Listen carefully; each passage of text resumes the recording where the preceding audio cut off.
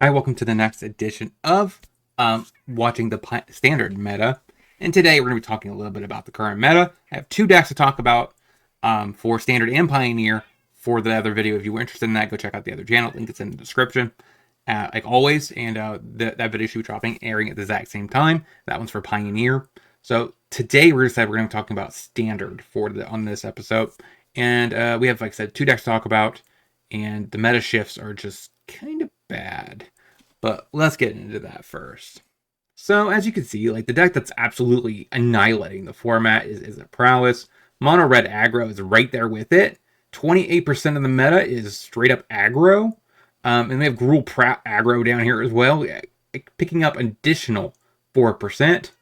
So overall, that's 22% of the meta is straight up aggro. Pretty horrible, considering the fact that this is the format that's been in season, right? A few episodes you might have like you might call me a man, I'm dropping the ball on that one.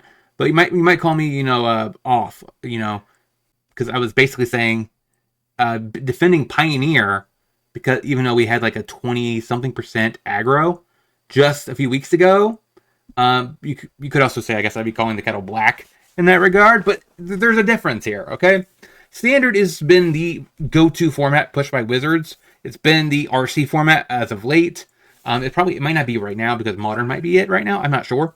But off and on, Standard has been dominant, taking up most of the RC seasons. So you'll see a lot more players in these in this last few weeks versus Pioneer, which clearly is not as big right now. So the fact that mono red aggro helped, or kind of was a huge input, or did a huge push in Pioneer, was largely to the fact that nobody was playing the format, and everyone that was just literally just playing it to grind wins on Magic the Gathering Online. And let's face it, mono red aggro is a deck you could just pick up and potentially just do quite well with it. Especially if you got a lot of rips in for the standard version. The Pioneer version is not that much different. And as you can see, Izzet Prowess is kind of taking the format by storm, picking up 10% the last 2 weeks. Keep in mind the card did come out of Tarkir, that's pushing the deck to the top. Jeskai Oculus also is getting a little bit of advantage. I believe it also got a new card, if I'm not mistaken. As for Pixie, and the bounce decks are like they're kind of dipping, which I'm all for it.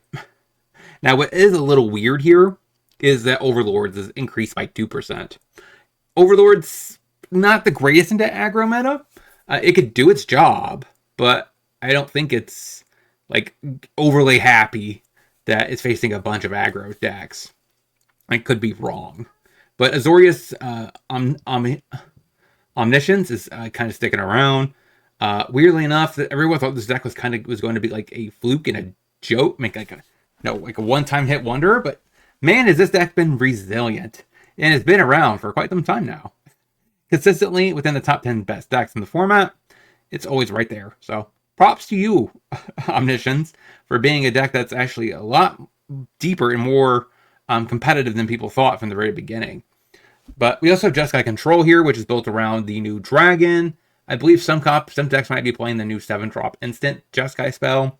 I know that sees some play in the Pioneer version, which I was wanting to play, but I don't have the wildcards to finish it up. Dimir midrange on the dip, not by much, so it's not really worth talking about. Orzhov Pixie, 1.2%. So it looks like Esper Pixie just pivoting over to Orzhov. Not a huge adjustment, still about the same amount of Pixie players. But yeah, that's pretty much it. We have like 3 decks getting a lot of the love right now, and a couple of them getting 3 of them getting a little bit extra. But still, 5.6, still a pretty good increase in meta percentage trends. Yeah, especially since mono red, I guess, has the least amount out of all the new decks. I guess Overlord has the least with 2, then 3, and then you have 4, and then you have 5. So like it's a pretty solid adjustment going to one part of the meta right now. So I'm curious to see how this is going to unfold, because it doesn't really seem like mid range can get any kind of foothold on standard, because Golgari and Dimir are really struggling, and I think it's because of the Pixie decks absolutely obliterating them off the face of the planet. So because they don't get as much card advantage as something like Overlords does, because they can't have a fast clock with Zur turning on all the enchantments like Binding and all the Overlords. At the same time, it has up the Beanstalk, which gains a lot of card advantage. So it kind of is struggling, I think, both mid-range decks to get a foothold. Cage, on the other hand, has been getting a little bit of results at the bottom here. It's a pretty sweet deck. But like I said, overall, I am not a fan of what this format is turning into. Definitely, there has not been any spicy decks as of late that has showed up in the past few weeks. That's why I only have 2 decks to talk about, but one of them got first place. So let's get into these 2 decks.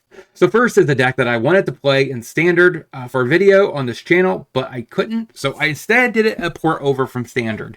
So expect that video to drop for Pioneer in a couple weeks.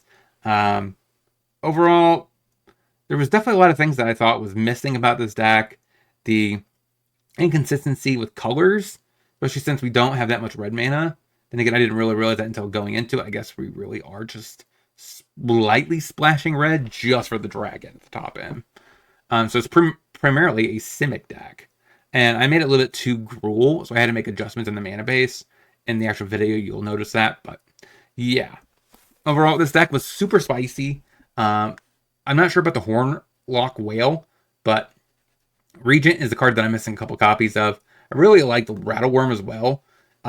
This Regent was okay. It's just sometimes I had a real hard time getting double blue.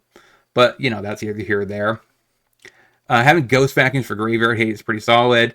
A bunch of counter magic against Control. Ether Eyes for aggro. And then you have Baloth for Pixie or aggro. And that is Teamer, Smuggler's Surprise, Dragons for Standard. Let's get into the last list. So the last list I wanted to talk about is kind of spicy. It's Synthesizer. It has United Battlefront. It also has Chaos Reconstruction. I made a very similar deck to this in Pioneer before this actually became a thing. I don't know why I didn't think about Saw Blaze, but I tried to get as much as I could over 3 mana. Actually at the 3 mana slot, so that way Chaos Reconstruction and the Battlefront could hit it. Repurposing Bay could be okay. I'm just not really a fan of it, honestly. Then again, the deck that I played was a Metawar Colossus build, so like it's kind of not really suited for it. We have a Caller. We have some bricks to get some planes out of our deck. The sideboard, we have a couple Ghost Vacuums for Graveyard Hate, more counter magic, and 3 steps ahead, and negate. Against Pixie, we have Baloth, because we can't really produce green. We have Unable to Screen for aggro, Tomb for mid-range and control. And then we have Authority of the Consuls for aggro, Silash for aggro, and we have Last Casket for aggro. And that is all I have to talk about for Standard. Let me know in the comment section which one of these 2 decks is your favorite, and I'll talk to you guys next time.